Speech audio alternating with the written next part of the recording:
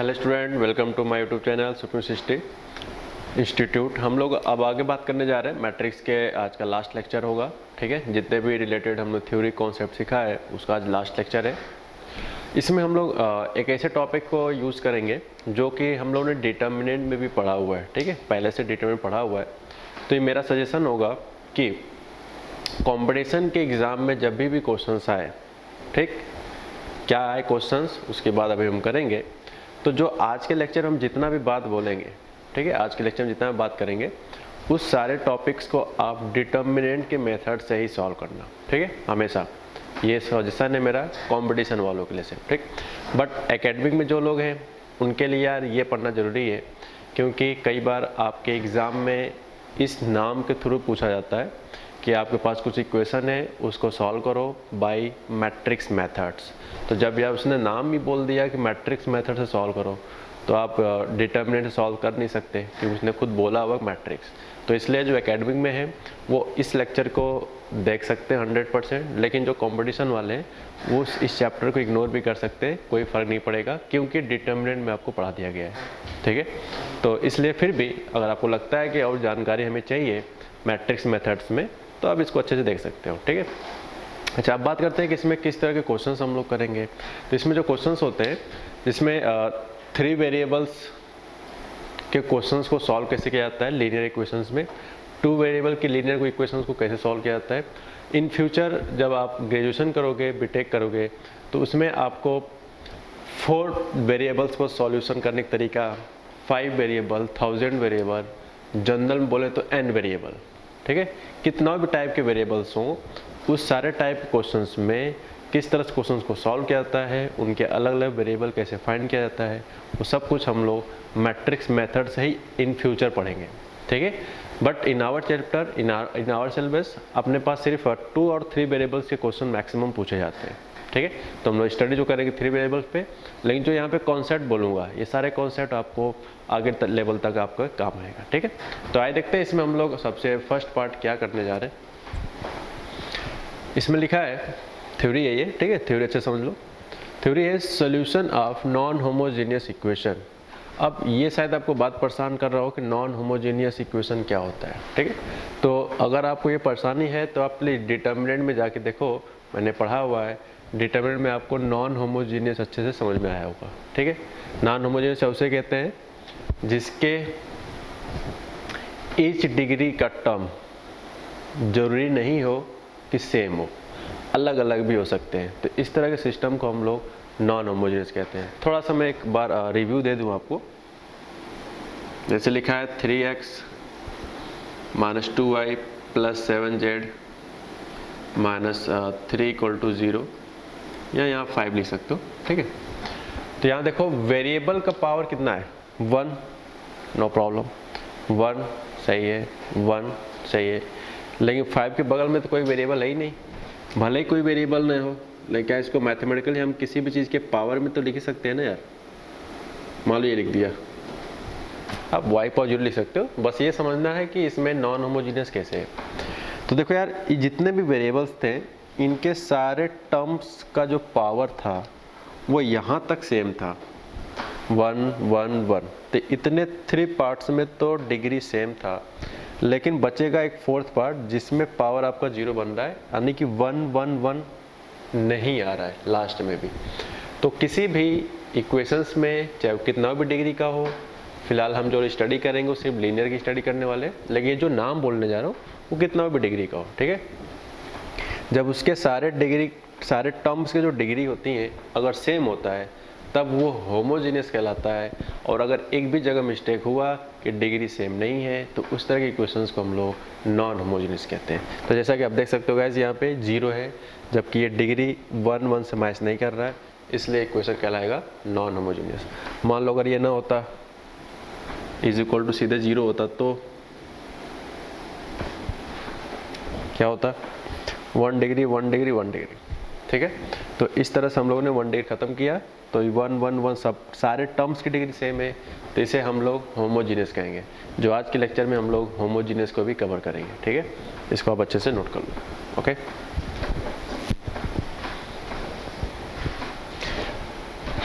Now start once again. Solution of non-homogeneous equation using matrix. Consider a set of non-homogeneous equation. इस तरह के आपके सामने कुछ इक्वेशन दी जाएंगे, ठीक है, फर्स्ट सेकेंड थर्ड, जिनमें d1 d2 d3 कोई नंबर हो सकता है, 3 3 5 -1 0 2 √3 9 6, किसी भी टाइप का नंबर हो सकता है, बट सारे नंबर जीरो नहीं होने चाहिए। d1 d2 d3 तीनों नंबर एक साथ जीरो नहीं होना चाहिए। आप कहोगे ये क्या बात हुई भाई, अगर ये जीरो हो जाएगा ना तो आपका ये 1 1 1 तब ये होमोजीनियस कहलाने लगेगा। लेकिन हम क्या स्टडी कर रहे हैं, नॉन होमोजीनियस, इसलिए तो पहले बताया था कि नॉन होमोजीनियस होमोजीनियस का डिफरेंस क्या है। तो अभी हम लोग जो सीखेंगे इन तीनों कांस्टेंट जो कि राइट साइड लिखा हुआ है प्योर कांस्टेंट, ये सभी जीरो नहीं होने चाहिए एक समय पे, all not equal to zero, ठीक है। हाँ, कोई 2 जीरो होगा चलेगा, तो एक नॉन जीरो होना चाहिए। कहने मतलब इन तीनों नंबर में से एक नंबर आपके नॉन जीरो होने चाहिए, कोई भी एक हो, ठीक है। अगर आप सोच रहे होगे कि अगर सारे जीरो होंगे तो क्या करेंगे, तो उसके लिए हम लोग इस टॉपिक के बाद जस्ट अभी पढ़ेंगे, जिसे हम लोग होमोजीनियस इक्वेशन का नाम देंगे, ठीक है।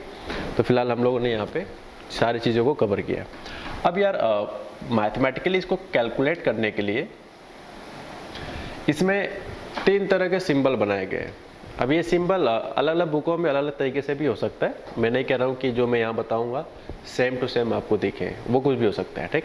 बट इसकी जो अंडरस्टैंडिंग है इसके सिंबॉलिक मीनिंग का, वो आपको अच्छे से क्लियर होना चाहिए कि वो मीनिंग किस तरह से इक्वेशंस को देख के लिखा जाता है, ठीक है। आइए देखते हैं क्या कहना चाह रहा हूँ। यहाँ पे हम एक कंसीडर कर रहे हैं तीन सिंबल मैट्रिक्स के। कैपिटल ए नाम का, ये क्या होता है, कैपिटल एक्स क्या होता है, एंड कैपिटल डी क्या होता है, ठीक है। ये 3 तरह के हम लोग सिंबल यहाँ पे चूज करने वाले हैं। अब आप सोच रहे होगे कि कैपिटल ए तो इसमें है ही नहीं, कैपिटल एक्स भी इसमें नहीं है, कैपिटल डी भी नहीं है। तो इस तरह से लिखने का एक रीज़न है कि कैपिटल ए का मतलब होगा, चेक करो कितने वेरिएबल के इक्वेशन से, 1 2 3 वेरिएबल से, तो आप एक स्क्वायर मैट्रिक्स बनाओगे 3 क्रॉस 3 का। अगर मान लो लीनियर इक्वेशन 2 वेरिएबल का होता तो हम लोग बनाते 2 क्रॉस 2 का मैट्रिक्स, ठीक। उसके बाद ये जो फर्स्ट कॉलम है, this first column, second column, third column, ये जो फर्स्ट कॉलम लिखा होगा इसमें आपके x के कोफिशिएंट लिखे जाएंगे करस्पॉन्डिंग एलिमेंट्स के। तो ये रहा A1, ये रहा A2, ये रहा A3, ठीक।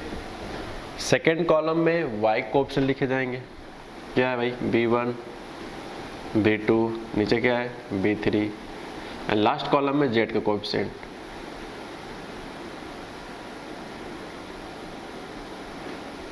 ठीक है।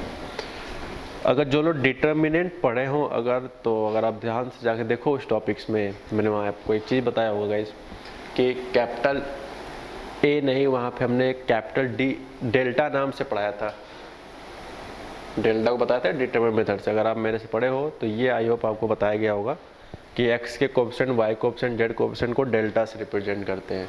तो वर्किंग रूल सेम है, बस उसे हम कैपिटल ए नाम दे रहे हैं, बशर्ते कि यहाँ मैट्रिक्स के अंडर रिप्रेजेंट कर रहे हैं, ठीक है। बस इतना डिफरेंस है, रिप्रेजेंटेशन का मीनिंग वाइज सब कुछ सेम होने वाला है, ठीक। इसलिए मैं बार बार कह रहा हूँ इस टॉपिक से रिलेटेड आप डिटर्मिनेंट के सारे कॉन्सेप्ट सीख लो, आपको ये लेक्चर पढ़ने की खास ज़रूरत नहीं है। बट अगर आप एकेडमिक में हो तो आपको ये बहुत ज़रूरी है देखना, क्योंकि उसमें 6 मार्क्स के 4 मार्क्स के क्वेश्चंस डायरेक्टली पूछे जाते हैं नॉन होमोजीनियस से, ठीक है। तो इसलिए आपको इसको पढ़ना चाहिए। अब बात करते हैं कि x क्या है, ठीक है। बात करते हैं x क्या है। तो x है, आप तीनों इक्वेशंस में वेरिएबल कितने हैं, तो 3 वेरिएबल है यार, x y z, तो उसको समथिंग लाइक दैट अरेंज कर लो। ये कितने क्रॉस का मैट्रिक्स है, 3 क्रॉस 1 का, यानी जो मैट्रिक्स है वो कॉलम मैट्रिक्स है। याद है कॉलम मैट्रिक्स क्या होता है, सिर्फ एक रो होता है, कॉलम चाहे जितना ले लो। आगे बढ़ते हैं, कैपिटल डी। अब बात करते हैं कैपिटल डी। देख सकते हो यार, ये सारे कोएफिशिएंट से रिलेटेड हो गया नाम, इन वेरिएबल से रिलेटेड नाम हो गया, अब इसमें से कौन सा नंबर बचा है जो अभी तक हमने पता ही नहीं किया या पूछा ही नहीं, वो बचता है सिर्फ प्योर कांस्टेंट। तो ये क्या हो जाएगा इस D1 D2 D3, ठीक है, D1 D2 D3।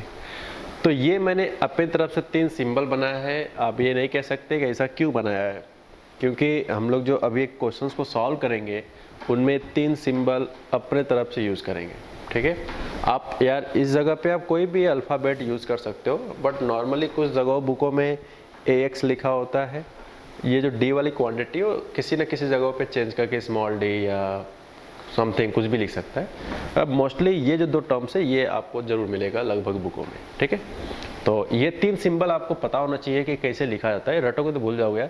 इन 3 इक्वेशंस को देखकर ये 3 वेरिएबल्स कैसे कंसीडर किया जाता है ये लिखेंगे। अब इसके बाद स्टार्ट होता है कि क्वेश्चंस को सॉल्व कैसे किया जाता है अकॉर्डिंग टू मैट्रिक्स मेथड्स, ठीक है। अब हम एक बात बोलने जा रहे हैं, पहले आप इसको इतना नोट कर लो फिर हम बात करते हैं। तो हम लोगों ने यहाँ पे 3 सिंबल अभी देख रहे थे कि AX D है, ठीक है। A का लिखने का तरीका है, X का ये, D का ये। अब इसी तरह से इस AX D का ऐसा क्या सिचुएशन क्रिएट करें कि ये 3 इक्वेशंस एक साथ कहलाए। तो वो लिखने का तरीका ये है कि the equation can be written in the form of matrix notation. तो ये जो इक्वेशन आपको 3 देख रहे हैं, इस इक्वेशंस को इन दोनों का मल्टीप्लिकेशन यानी कि A इंटू एक्स ये इक्वल होता है D के। तो अगर इस तरह से लिखा जाता है तो जब इनका मल्टीप्लाई करेंगे मैट्रिक्स का, और ये मैट्रिक्स आपको पता है D1 D2 D3, फिर जब उनके मल्टीप्लिकेशन करस्पॉन्डिंग टर्म्स को इक्वेट करेंगे यानी इक्वल करेंगे, तो वो ये तीनों अलग अलग इक्वेशन एक साथ पाया जाएगा। यानी कि इस बड़े से इन्फॉर्मेशंस को एक मैट्रिक्स के रिड्यूस फॉर्म में A into X equal to D के फॉर्म में गाइस लिख सकते हैं, ठीक है। तो इस तरह से हम लोगों ने मैट्रिक्स नोटेशन पढ़ा। तो यार ये थ्योरी में आगे थ्योरी पढ़ने के लिए ये मैंने 3 अपनी तरफ से नए सिंबल बनाए थे। अब इन 3 सिंबल का यूज़ हम लोग क्वेश्चंस में हमेशा यूज़ करेंगे गाइस, जिसमें हम पता करेंगे कि इस तरह क्वेश्चंस में एक्स वाई जेड वेरिएबल्स कैसे फाइंड करते हैं, जिसमें इस सिंबल का हम लोग यूज़ हमेशा करेंगे। एडवांस में यार कुछ 4 या 5 ईयर्स बैक इस तरह के क्वेश्चन ना देके वो मैट्रिक्स नोटेशन के फॉर्म में भी कई बार एग्जाम में आया हुआ है, ठीक है। तो ऐसा नहीं हो कि आपको पता नहीं हो तो गड़बड़ हो जाएगी, आपको सब कुछ पता होना चाहिए कि मैट्रिक्स को नोटेशन फॉर्म में ये लिखा जाता है, ठीक है। कुछ क्वेश्चन नोटेशन फॉर्म में दिया जाता है, न कि लीनियर डिफरेंशियल इक्वेशन, सॉरी न कि लीनियर इक्वेशंस में, ठीक है। तो इसलिए कह रहा हूँ कि ये चीज़ आपको पता होना चाहिए नोटिफिकेशन में कि A into X equal to D ये वास्तव में इन तीनों अलग अलग लीनियर इक्वेशंस का मैट्रिक्स नोटेशन है, ठीक है। आप इसको अच्छे से नोट कर लो। अब हम लोग थ्योरी पढ़ने जा रहे हैं कि इस तरह के इक्वेशंस में कैसे सॉल्व करते हैं बाय मैट्रिक्स मेथड। अब हम लोग बात करने जा रहे हैं जो टॉपिक अभी स्टार्ट किया था हमने, नॉन होमोजीनियस इक्वेशंस को कैसे सॉल्व करते हैं। तो हमने वहाँ पे आपको 3 सिंबल बनाए, capital A, capital X and capital D, ठीक। इन सिंबल के मीनिंग क्या क्या होते हैं वो मैंने आपको बताया, और इस 3 इक्वेशंस को इन सिंबॉलिक फॉर्म में कैसे लिखा जा सकता है तो वो मैंने बताया कि A into X equal to D, ठीक। अब रूल पढ़ने जा रहे हैं कि उन तीनों इक्वेशंस को कैसे सॉल्व करके हम x, y, z निकालते हैं। तो उसके लिए रूल हमें कुछ पढ़ने पड़ेंगे तभी आप क्वेश्चंस को सॉल्व कर पाओगे। आइए देखते हैं क्या लिखा है। यहाँ लिखा है यार कि if capital A is non singular matrix, okay, capital A is non singular matrix. Capital A का मतलब है, ये वही मीनिंग है जो हमने x के कोफिशिएंट कॉलम 1 में लिखा था, y कोफिशिएंट कॉलम 2 में, z का कोफिशिएंट कॉलम 3 में, वही कैपिटल है यहाँ पे। ध्यान ऐसा नहीं कोई अलग से कैपिटल है, क्योंकि आज के लेक्चर में हम लोग 3 सिंबल सीख रहे हैं, capital A, capital X and capital D, ठीक है। जिसमें से कैपिटल A का मतलब वही है जो अभी हमने जस्ट प्रीवियस में आपको सिंबल बताया। तो ऐसा नहीं सोचना है कि ये काउंटेबल कौन सा वाला है, ठीक है, ये वही वाला है जो अभी हम सीख रहे हैं, ठीक। तो कहा गया if capital A is non singular matrix. अब यहाँ पे लिखा है नॉन सिंगुलर, ये कैसे पहचानते हैं, ये हमने आपको प्रीवियस टू प्रीवियस लेक्चर में पढ़ाया गया है, जिसमें कहा गया था कि मैट्रिक्स का डिटर्मिनेंट 0 नहीं होना चाहिए। मैट्रिक्स का डिटर्मिनेंट 0 नहीं होना चाहिए। कौन सा वाला matrix? Capital A। Capital A क्या था? वो 3x3 वाला मैट्रिक्स जो अभी थ्योरी में पढ़ रहे थे, ठीक। Then the equation are consistent, क्या कहलाता है? Then the equation are consistent. ये नाम हमने आपको डिटर्मिनेंट में भी बताया था, फिलहाल यहाँ पे भी बता देता हूँ। कंसिस्टेंट का मतलब होता है, ये नाम सिर्फ आप तब लोगे जब उन तीनों वेरिएबल्स का जो आंसर है सिर्फ एक टाइप का आंसर है। जैसे x = 3, y = 2, z = समथिंग -1, तो सॉल्यूशन सेट कितना आया? एक ही तो पेयर बना x y z का, तो इस पेयरिंग को एक पेयर बना, इसका मतलब है कि a यूनिक, यानी कि एक यूनिक वैल्यू आया, तो इसी को हम लोग कंसिस्टेंट सॉल्यूशन कहते हैं, ठीक। Then the solution set is, तो जब ये नॉन सिंगुलर प्रूफ हो जाएगा तो इस नॉन सिंगुलर की हेल्प से हम लोग किस तरह के क्वेश्चंस में x y z निकालेंगे, उसका सॉल्यूशन सेट ये लिखा है। थोड़ा आपको डाउट हुआ होगा कि ये कैसे आ गया, तो थोड़ा मैं आपके साथ शेयर करना चाहूँगा कि कैसे हुआ। अब बताओ, मैट्रिक्स को एज ए सिंबॉलिक मीनिंग क्या ये लिखा जा सकता है? आज ही पढ़ा गया, मैट्रिक्स को सिंबॉलिक मीनिंग में लिखते हैं, बिल्कुल सही। अब इसमें अगर प्री मल्टीपल किया जाए, मल्टीप्लाई बाई ए इनवर्स, और याद करो हम ए इनवर्स से मल्टीप्लाई सिर्फ और सिर्फ क्यों कर पा रहे हैं 100%? भाई इनवर्स ऐसे थोड़ी हर जगह लिख दोगे। इनवर्स से मल्टीप्लाई तभी कर पा रहे हैं क्योंकि कैपिटल ए नॉन सिंगुलर है, और याद करो इनवर्स किस तरह के मैट्रिक्स में एग्जिस्ट करता है? सिर्फ और सिर्फ नॉन सिंगुलर मैट्रिक्स में, याद होगा आपको, ठीक है। तो इसलिए हम ये कर पा रहे हैं, वरना नहीं कर पाते। तो प्री किया है तो ये यार आगे आ जाएगा,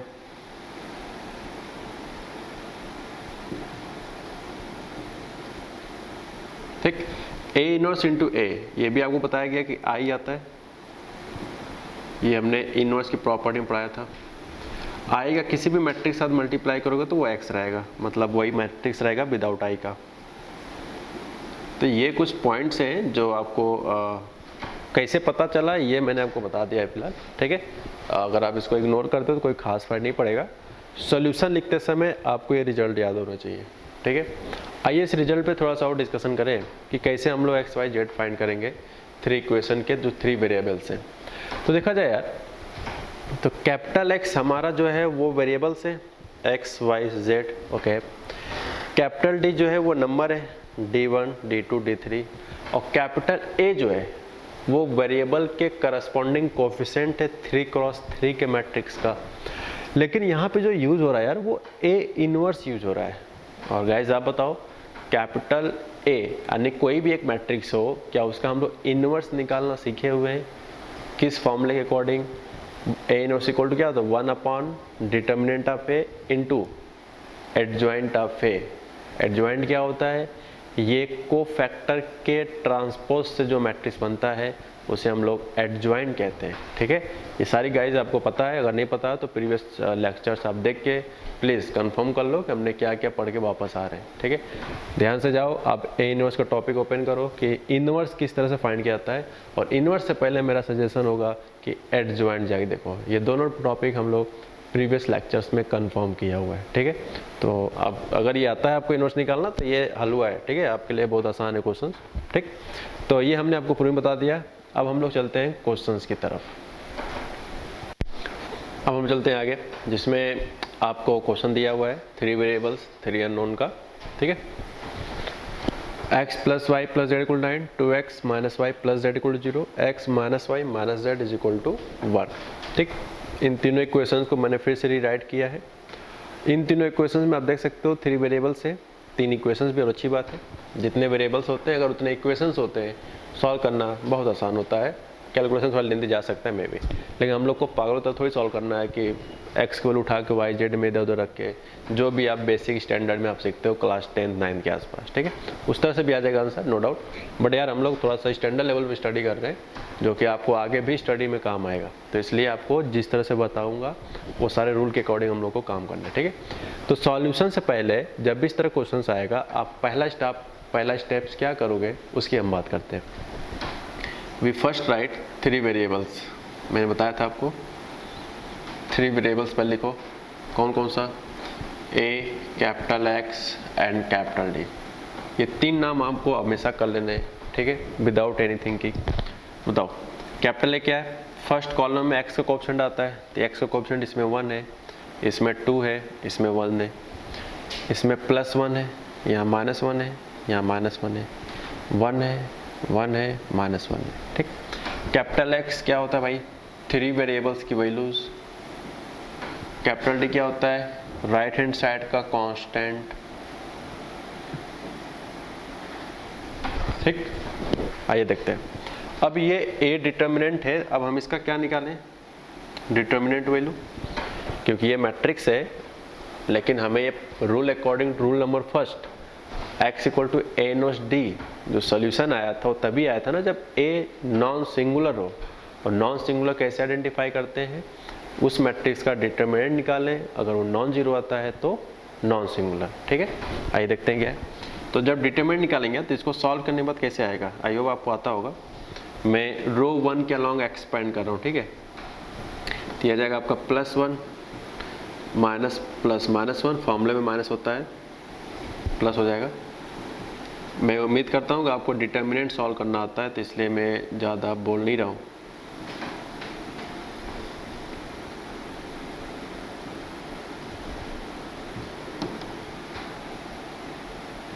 एक बार चेक कर लेते, इसको बंद करेंगे, इसको बंद करेंगे, तो ये आएगा 4 एलिमेंट्स, तो माइनस माइनस +1 माइनस, और फॉर्मूले में माइनस होता है तो वो प्लस बना देगा, -1, फिर ये तो ये हो जाएगा -2 -1, बिल्कुल सही, +1 तो -2 -1 +1, बिल्कुल सही। अब इसको कैलकुलेट करके देखते हैं क्या आ रहा है। This is 2, this is what, -2 -1 -3 +1 +3, और ये आ जाएगा आपका -1 प्लस, तो -1, 3 + 2 कितना हो जाएगा भाई साहब, 5 -1 6। तो आप देख सकते हो डिटर्मिनेंट ऑफ ए की वैल्यू 6 आ रहा है, यानी कि बिल्कुल सही आ रहा है। हमें डिटर्मिनेंट ऑफ ए की वैल्यू 0 नहीं चाहिए था, 0 के अलावा चाहे जो कुछ आ जाए चलेगा, तभी वो नॉन सिंगुलर होगा। तो ये कह सकते हैं यार कि मॉड ए नॉन जीरो आया, मीन्स इसका मतलब है कि matrix A is non singular, ठीक है, matrix A is non singular, ठीक है। यानी कि अगर ये नॉन सिंगुलर हुआ तो अब हमें यार वो सारा काम करना है सॉल्यूशन निकालने के लिए, जिसकी वैल्यू है x = a इनवर्स d, और a इनवर्स कैसे निकालते हैं ये सब कुछ आपको बता दिया गया है, जो प्रीवियस लेक्चर्स में आपको जाकर देखना होगा। और a इनवर्स से पहले आपको एडजॉइंट पता होना चाहिए कि एडजॉइंट बनता किससे है। तो अब यार यहाँ पे कठिनाई हमारी स्टार्ट होती है, क्योंकि इसी चीज़ के कारण अब हमें एक लॉन्ग प्रोसेस से गुजरना पड़ेगा, जिसमें a इनवर्स निकालना होगा। a इनवर्स निकालने में ठीक ठाक टाइम लग जाता है, अगर आप फर्स्ट टाइम करते हो तो मिनिमम 10 मिनट्स तो लगता ही है, ओके, फर्स्ट टाइम कर रहे हो तो। बट अगर आप कुछ चीज़ों को वर्चुअली कर ले सकते हो बोल के, तो आपका समय काफ़ी बच जाएगा, ठीक है। तो थोड़ा सा मैं यहाँ वर्चुअली करने का भी प्रयास करूँगा, थोड़ा सा आपकी अंडरस्टैंडिंग भी क्रिएट होगी कैसे कैसे क्या है, और क्या क्या मैंने पढ़ा है एडजॉइंट निकालते समय, उन सब की बातें भी हम लोग यहाँ पे यूज़ करेंगे, ठीक है। तब तक आप इसको अच्छे से नोट कर लो। अब हम लोग ए इनवर्स कैसे फाइंड करते हैं, उसका फॉर्मूला हमने आपको प्रीवियस लेक्चर में बताया था। हालांकि वहाँ पे कोई एक एग्जाम्पल्स नहीं कराया था, वो इसलिए नहीं कराया था कि क्वेश्चन आसान था, क्योंकि हमने उसके पहले एडजॉइंट आपको बता दिया था और डिटरमिनेंट आपको निकालना आता है, इसलिए मैंने उस जगह पे क्वेश्चंस नहीं कराया था, ठीक है। फिलहाल इस क्वेश्चंस के थ्रू हम लोग ए इनवर्स भी सीख सकते हैं। अगर जो लोगों को नहीं समझ में आया कि ए इनवर्स कैसे फाइंड करते हैं, उनके लिए बेहतरीन एग्जाम्पल्स मेरी उम्मीद से होगा, क्योंकि इसमें वो ए इनवर्स निकालने का तरीका सीख रहे हैं। यानी जो ए इनवर्स होता है, ये फॉर्मूला हमने पढ़ाया था आपको प्रीवियस लेक्चर्स में, 1 determinant of A into adjoint of A. ये तो हम लोग निकाल चुके हैं, जिसकी वैल्यू है 6, ठीक। ये कैसे निकालेंगे, तो उसके लिए मैं यहाँ पे फिर से लिख लेता हूँ कैपिटल ए को, थोड़ा स्पेस कम था इसलिए, 1 2 1 -1, आपने अपनी कॉपी में लिखा हुआ है, आपको लिखने की जरूरत नहीं है, ठीक। थोड़ा सा मैं यहाँ से समझाऊंगा। तो याद करो एडजॉइंट कैसे फाइंड किया जाता है, तो हमने क्या बताया था, 9 एलिमेंट्स हैं, तो इन 9 एलिमेंट्स के करस्पॉन्डिंग को फैक्टर को सॉल्व करने से जो आता है वही हमारा ट्रांसपोज के बाद क्या कहलाता है, वो हमारा कहलाता है यहाँ पे एडजॉइंट। ठीक है, यानी कैपिटल ए के कोफैक्टर का ट्रांसपोज करने बाद जो मैट्रिक्स डेवलप होता है उसी को हम लोग इस जगह पे एडजॉइंट ऑफ ए कहते हैं। ठीक है, तो नाउ स्टार्ट। अब देखो यार, यहाँ पे चीज़ें हम थोड़ा जल्दी भी करेंगे समय बचाने के लिए। कोफैक्टर निकालना है इस एलिमेंट का। ठीक है, ये आपका फॉर्मूला है। ठीक, ये फॉर्मूले के बाद में बात करेंगे हम लोग। पहले कैपिटल ए का एडजॉइंट निकालते हैं, क्योंकि फॉर्मूले में एडजॉइंट यहाँ पे अवेलेबल है, तो तभी आएगा जब हम लोग इस क्वेश्चन का एडजॉइंट निकालेंगे। देखते हैं क्या C1 का मतलब क्या होता है, फर्स्ट कॉलम, आई मीन जो पहले लिखा है उसे रो कहते हैं, यानी first row first column remove करो।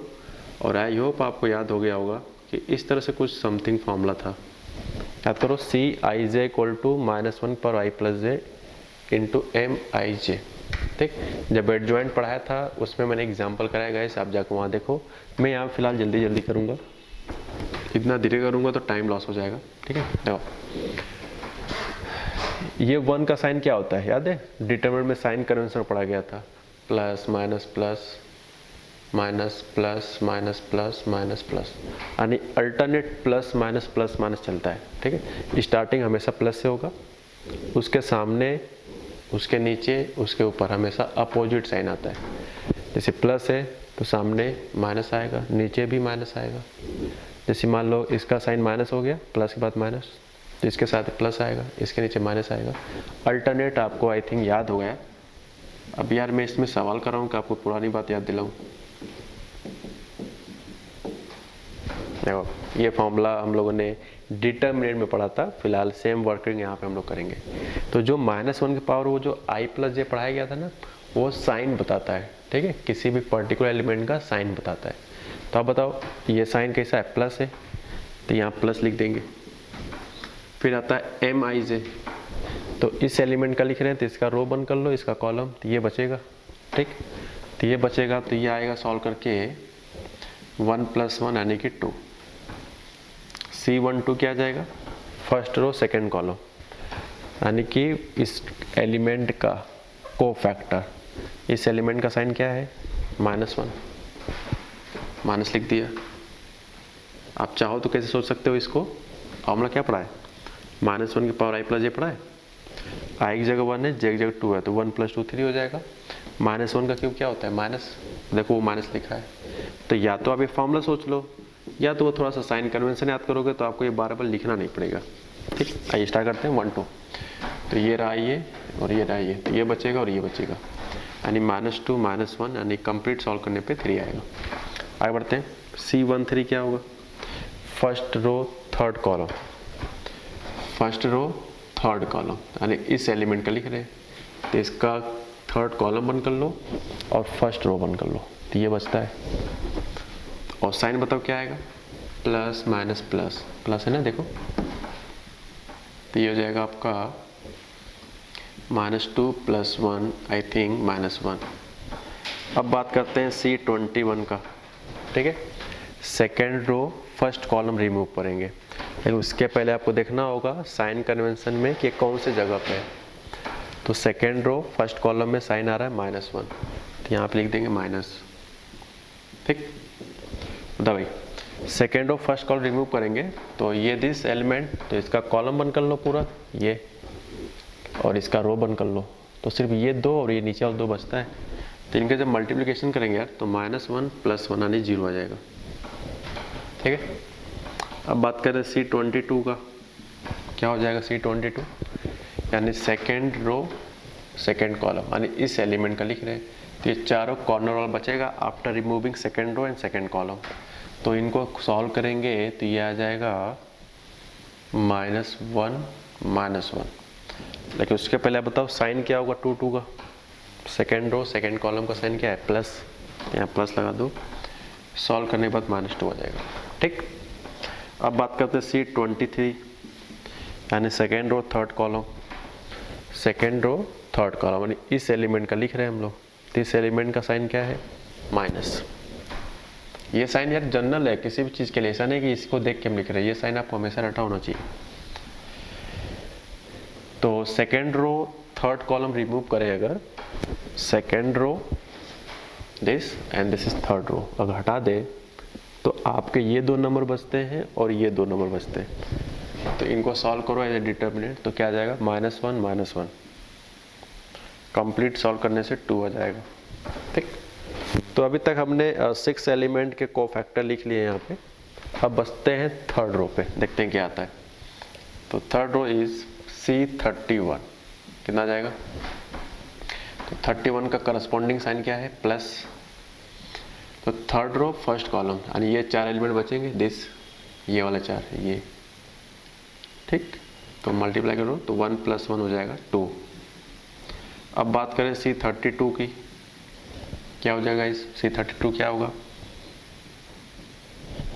Third row second column, third row second column, sign क्या है? माइनस। तो इस एलिमेंट का हम लोग क्या लिखे? डिटर्मिनेंट।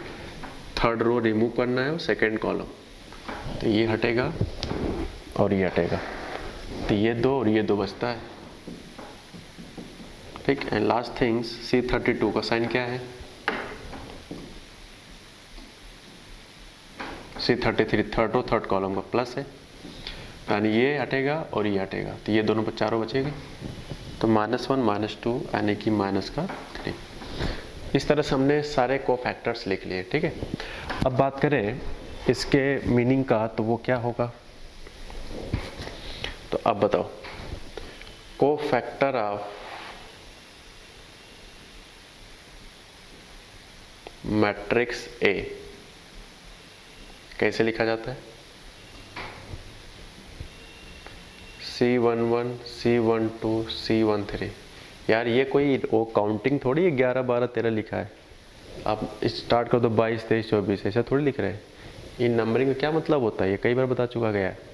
1 नंबर मतलब फर्स्ट रो फर्स्ट कॉलम का एलिमेंट, 1 2 मतलब फर्स्ट रो सेकंड कॉलम का element, first row third column का एलिमेंट। तो देखो पोजीशन वाइज सेम लिखा है, ठीक है, ऐसा नहीं कोई भी अब आगे पीछे फालतू लिख दो। फिर आएगा 21 22 23, फिर आएगा 31 32 33। ये जो नंबरिंग लिखे हैं ना सफिक्स में, ये आपके एलिमेंट के पोजीशन बताते हैं, जो भी लिखा है, ठीक है। अब बताओ गाइस, यहाँ पे हम लोगों ने सब कुछ ऑलमोस्ट फाइंड कर लिया है। तो C11 है, C12 C13, 2 3 -1 2 3 -1 पूरा लिख रहा हूँ, ठीक है। C21 क्या है भाई साहब? वो है 0, फिर है -2 and 2 एंड लास्ट थिंग्स 2 1 -3।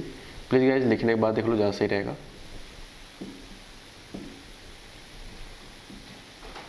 ठीक, मैंने लिख दिया सब कुछ। C 31 32 33 2 1 -3 वो लिख दिया, ठीक। तो ये अभी तक सिर्फ और सिर्फ क्या है? कोफैक्टर ऑफ मैट्रिक्स है।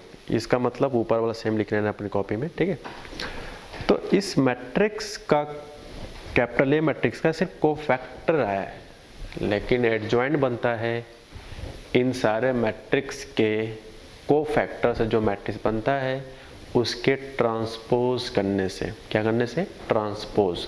और याद करो ट्रांसपोज क्या होता था, तो हमने बताया है आपको कि रो को कॉलम से इंटरचेंज और कॉलम को रो से इंटरचेंज करने से जो मैट्रिक्स बनता है उसी को हम लोग ट्रांसपोज कहते हैं, दैट मैट्रिक्स का, उस मैट्रिक्स का। तो अब बताओ, जब उसका रो कॉलम इंटरचेंज करेंगे, रो को कॉलम से, कॉलम को रो से, इस मैट्रिक्स को, तो क्या आ जाएगा? तो यह आ जाएगा 2 3 -1 0 -2 2 2 1 -3। और यही मैट्रिक्स कहलाता है क्या? एडजॉइंट ऑफ ए,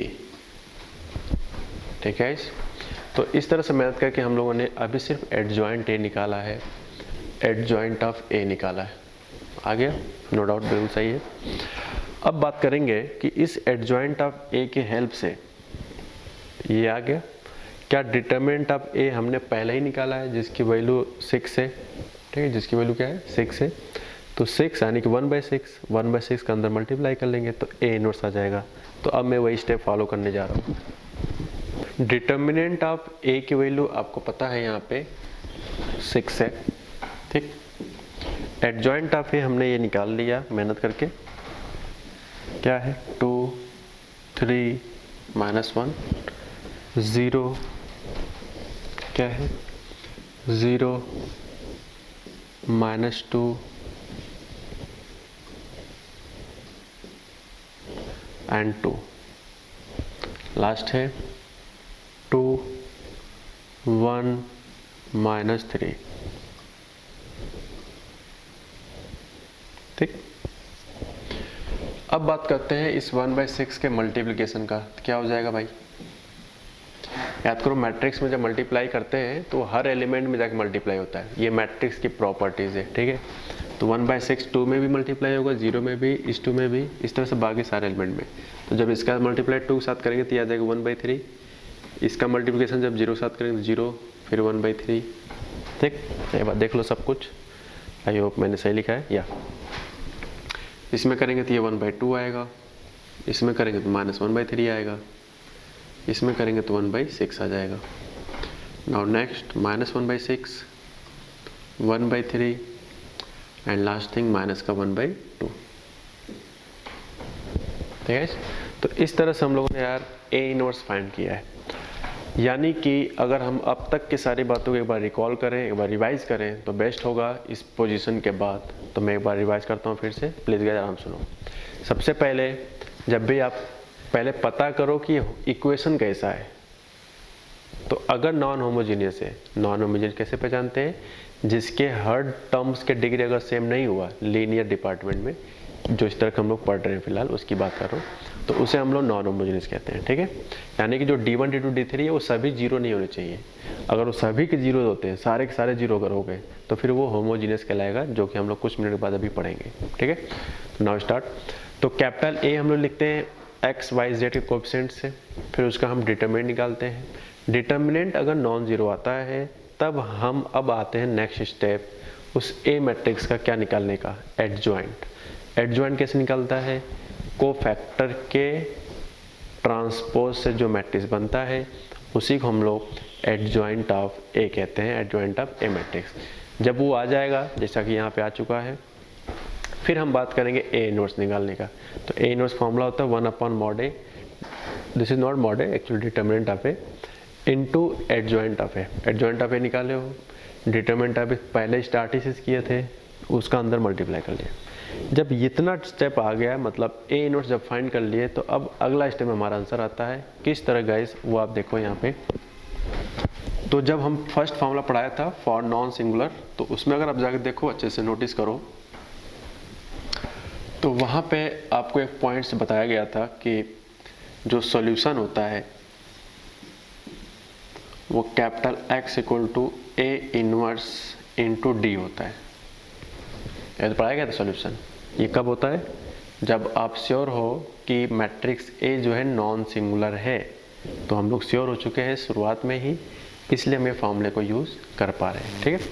तो कैपिटल X क्या था, X Y Z। A inverse कितना निकला भाई, 1/3, 1/2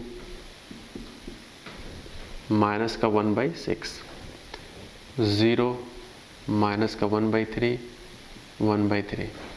कैपिटल डी क्या है 1/3, सॉरी अभी तो थर्ड कॉलम लिखना है ना,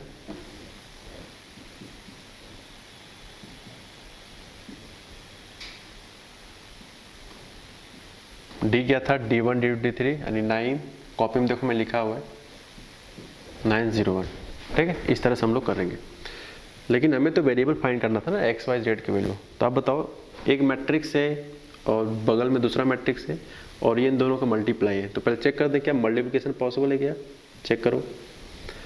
फर्स्ट 3x3 मैट्रिक्स है एंड सेकेंड 3x1 मैट्रिक्स है।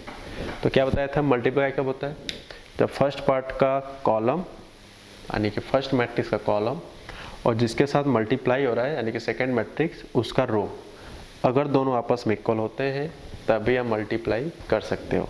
तो आप देख सकते हो ये नंबर और ये नंबर इक्वल है, यानी कि मल्टीप्लाई 100% होगा। और आफ्टर मल्टीप्लाई कितने क्रॉस का बनेगा, तो वो बनेगा 3x 1 का मैट्रिक्स। ठीक, तो अब हम लोग समय आ गया है मल्टीप्लाई करने गाइस, तब तक आप उसको नोट कर लो अच्छे से। तो आपको जैसा कि पता है कि 3 क्रॉस 1 बनेगा, मैंने लिख दिया। ठीक है, अब बताओ हमने कैसे मल्टीप्लाई करना सिखाया आपको, रो बाई कॉलम। तो कंप्लीट रो को फर्स्ट कॉलम से, एक ही कॉलम है फिलहाल, तो रो को कॉलम के साथ लिखो और कॉलम वाइज लिखते रहो। तो 1/3 में 9 का मल्टीप्लाई करेंगे, प्लस 0 का 0 में करेंगे, 1/3 का 1 में करेंगे। ठीक, आगे बढ़ो। 1/2 का 9 में करेंगे तो 9/2 माइनस 0 प्लस का, क्योंकि ये इसके साथ मल्टीप्लाई होगा, 1/6 1 के साथ होगा।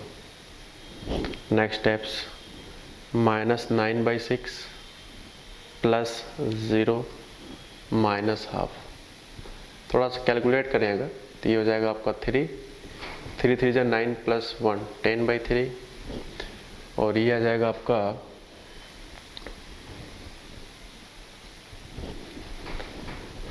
3 से मल्टीप्लाई करेंगे तो ये आ जाएगा 27 प्लस 1 28/6। तो इसको कटेंगे तो 14/3 आएगा। ठीक, ये देखो इसमें 3 से मल्टीप्लाई करते हैं तो ये आ जाएगा 6 माइनस 9 माइनस 3 माइनस 12/6, यानी कि -6/3। ठीक, -6/3। लेफ्ट साइड एक मैट्रिक्स है XYZ नाम का, जो कि 3 क्रॉस 1 का भी है। अब याद करो, दो मैट्रिक्स इक्वल कब होते हैं, याद करो दो मैट्रिक्स इक्वल कब होते हैं। प्रॉपर्टी आपको पढ़ाया गया था, वो इक्वल होते हैं जब दोनों मैट्रिक्स सेम टाइप के हों।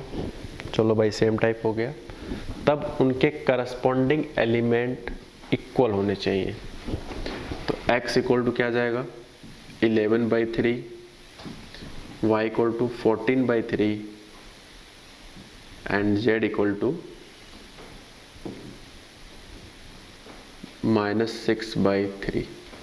अब चाहो तो यार इसको भी कैंसिल कर सकते हो, जैसा कि दिख रहा है। कैसे, जैसे यहाँ पे आया होगा -12, 3 से मल्टीप्लाई किए होंगे तो -3 -9 12 आ गया होगा,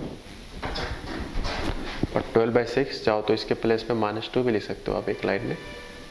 ठीक, कोई डाउट नहीं, सही है।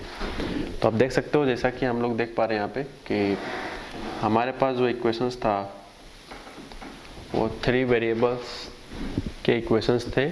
उन तीनों को सॉल्व करते समय हमने कुछ स्टेप्स को फॉलो किया और बड़े आसानी से हम लोगों ने एक्स वाई जेड निकाल लिया। आसानी से तो नहीं कहूँगा, क्योंकि इसमें आपके हर वो कॉन्सेप्ट लग गए हैं जो अप्रॉक्सली हम लोगों ने अब से पहले जितना भी पढ़ा गया था उसके कुछ पार्ट्स यहाँ पे यूज हुए। आपको अगर कोफैक्टर नहीं आता है तो भी नहीं कर पाओगे क्वेश्चंस को इस तरह के। अगर आपको ट्रांसपोज नहीं पढ़े हो तो भी नहीं कर पाओगे। आप एडजॉइंट निकालने नहीं आते हो तो भी नहीं कर पाओगे। आप डिटर्मिनेंट सॉल्व करने नहीं आते हो तब भी नहीं कर पाओगे। इनवर्स ही नहीं पढ़े हो तो कहाँ से कर पाओगे। यानी कि इस सवाल से एक चीज़ सीखने को मिला कि अब तक के पिछले जितने भी लेक्चर हमने स्टडी किया है वो सिर्फ और सिर्फ इसलिए किया ताकि आगे आने वाले जो नॉन होमोजीनियस और होमोजीनियस की इक्वेशंस हैं उनको हम लोग अच्छे से सॉल्व कर सकें। ठीक है, इसलिए हम लोगों ने वहाँ पे स्टडी किया। तो इस तरह से हम लोगों ने इस क्वेश्चंस को फिनिश किया है। अब हम बात करते हैं कि आगे क्या पढ़ने वाले हैं। ठीक है, तो जैसा कि हम लोगों ने आज का लेक्चर नॉन होमोजीनियस से स्टार्ट किया था जिसमें a into X equal to D था, तो इस केस में हमने जो रूल नंबर फर्स्ट पढ़ा यानी थ्योरी नंबर फर्स्ट कि if capital A is non singular means determinant of A is equal to non zero. तो अब जाकर अब सेकंड केस पढ़ेंगे कि अगर मान लीजिए कैपिटल A का डिटर्मिनेंट निकालें और बाई चांस अगर जीरो आ जाता है, आई मीन टू से वो जो जीरो आ जाता है उस केसेस में A सिंगुलर मैट्रिक्स कहलाएगा और उस प्लेस पे क्या मेथड होगा एक्स वाई जेड फाइंड करने के, अब हम लोग उसकी बात करेंगे। ठीक, आइए देखते हैं क्या है। जैसा कि हम लोग आज के लेक्चर में पढ़ रहे हैं नॉन होमोजीनियस से रिलेटेड, जिसमें हमने आपको बताया कि अगर मैट्रिक्स A जो 3x3 का हम लोग थ्योरी में इन्वॉल्व किए थे अपनी तरफ से, अगर वो नॉन सिंगुलर आता है तो उसका सोल्यूशन निकालने का आपके पास तरीका बताया गया।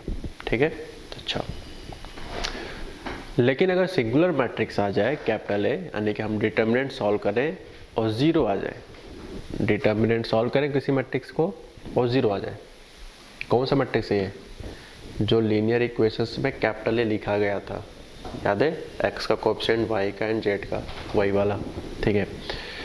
तब जाकर आपको फॉलोइंग स्टेप्स टेक है, तो आपको ये 2 स्टेप्स फॉलो करने होंगे, ठीक। मैं फिर से गाइस बोल रहा हूँ, अगर आप एकेडमिक के हो तभी इस वीडियो को देखो, वरना अपना समय नुकसान ना करो। कंपटीशन वालों के लिए आप डिटर्मिनेंट के मेथड से ही सॉल्व करना, मैट्रिक्स का यूज़ ना करना, क्योंकि इसमें यार लिखना बहुत पड़ता है और कई सारे कॉन्सेप्ट रिपीटेड फॉर्म में नहीं आते हैं, अलग अलग थिंकिंग हर जगह पे होता है।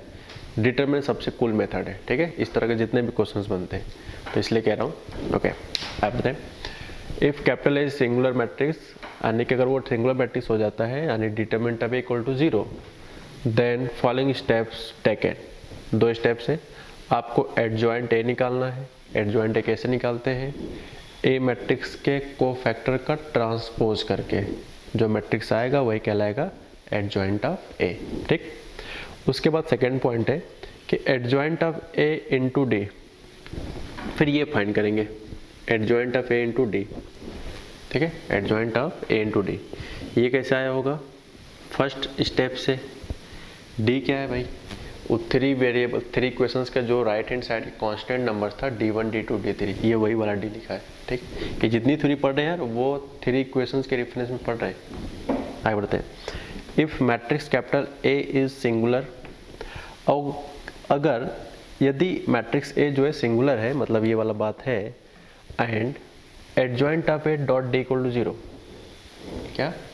Adjoint of A dot D equal to 0, यानी सेकेंड स्टेप को हम जब सॉल्व करें, मतलब मल्टीप्लाई करें, तो मल्टीप्लाई करने से अगर 0 आता है, मल्टीप्लाई करने से अगर 0 आता है, तब हम कहेंगे इनफाइनाइटली मैनी सॉल्यूशन,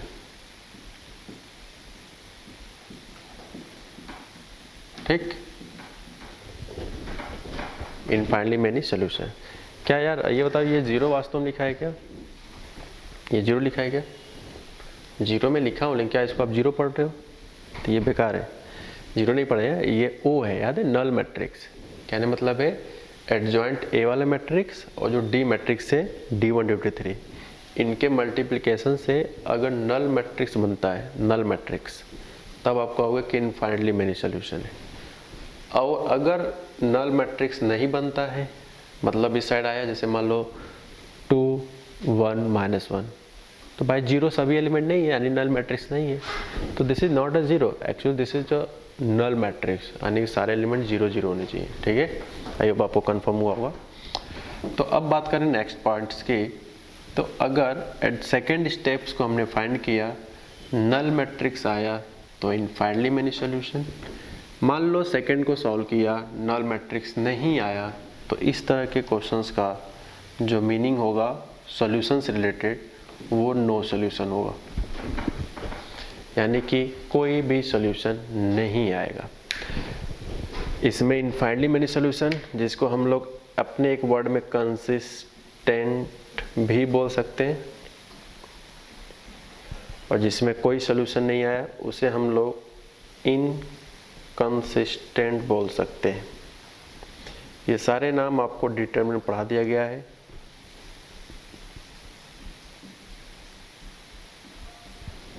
ठीक है, तो इस तरह से लॉजिक हम लोगों ने यहाँ पे कंफर्म कर दिया गाइस। अब इसको अच्छे से आप नोट कर लो, ठीक है, गुड। जैसा कि हम लोगों ने पिछले अभी जस्ट जिसमें हम लोगों ने नॉन होमोजेनियस स्टडी किया हुआ है, जिसमें right hand side quantity d1 d2 d3 था, capital A capital X capital D, ये जो भी मीनिंग था वो सब कुछ सेम है। होमोजेनियस किसे कहते हैं इस पर भी कंफर्म कर ले। सारे टर्म्स के पावर जो है 1 सिंगल है, तो राइट साइड 0 है, तो यानी कि इस डिग्री के जो टर्म्स का पावर है वो 1 है, यानी कि होमोजेनियस है। तो वो जो आपका जो नॉमिनेशन था A का, X का और D का, वो सेम पैटर्न है, कुछ भी नहीं चेंज है, सेम तरीके से लिखना है, ठीक है। So capital is coefficient of X in right in column number first, ठीक है। जैसा कि हम लोग देख सकते हैं कैपिटल है जो X का coefficient, Y coefficient, Z coefficient. Capital X आपको पता है जैसे कि नॉन होमोजेनियस में था कि सिर्फ वेरिएबल लिखते हैं X Y Z। Capital D की अगर बात करें तो यहाँ पे D1 D2 D3 होता था, बट इस जगह पे हमारा है 0 0 0, ठीक है, 0 0 0। तो इसका मतलब है कि हमने बताया था नॉन होमोजीनियस में कि अगर राइट हैंड साइड के सारे पार्ट जीरो होते हैं तो वो होमोजीनियस कहलाते हैं, लेकिन गलती से कोई एक नॉन जीरो हुआ जस्ट लाइक दिस, तो सभी तो जीरो नहीं है ना, 2 जीरो है लेकिन एक तो नॉन जीरो है। तो ये पूरा मिलाकर ये तीनों इक्वेशन को एक साथ एज ए सेट बोलेंगे कि ये तीनों इक्वेशंस एक नॉन होमोजीनियस है। देखो अलग अलग, देखो ये भी होमोजीनियस है, अलग अलग, ये सिंगल होमोजीनियस, ये सिंगल होमोजीनियस, लेकिन यार हम लोग तो तीन इक्वेशन को एक साथ सॉल्व कर रहे हैं ना, तो जब मैं एक साथ बोलूँगा कि क्या कहलाएगा तो इनको कम्प्लीटली हम लोग इस पर्टिकुलर जगह पे नॉन होमोजीनियस बोलेंगे। लेकिन अगर ये भी जीरो हो गया तब इस पूरे कॉम्बिनेशन को क्या बोलेंगे, वो होमोजीनियस बोलेंगे, ठीक है। तो इस तरह से हम लोगों ने चीज़ों को समझा। अब बात करते हैं कि इसके क्वेश्चंस क्या है, कैसे रूल क्या क्या फॉलो करते हैं।